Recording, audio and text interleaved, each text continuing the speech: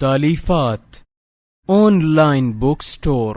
मलफूज़ात हकीम उल-उम्मत मुजद्दिदुल मिल्लत हज़रत मौलाना मोहम्मद अशरफ अली थानवी रहमतुल्लाहि अलैह। मलफूज़ का उन्वान है गुस्से के मौके पर गुस्सा न आना।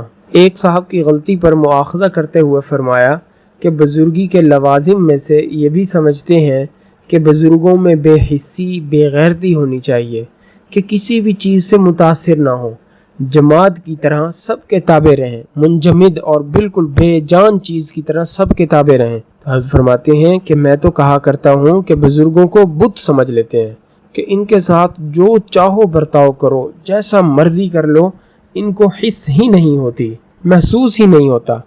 और इसको बेनफ्सी कहते हैं कि बेनफ्सी का तकाजा ये है कि ये जो बुज़ुर्ग बैठे हैं, इनकी बेनफ्सी का तकाजा ये है कि इनके साथ जो मर्ज़ी कर लो, इनको गुस्सा नहीं आना चाहिए। इन अग़बिया को ये ख़बर नहीं, इन नासमझों को ये ख़बर नहीं कि बेनफ्सी और चीज़ है, बेहिस्सी और चीज़ है।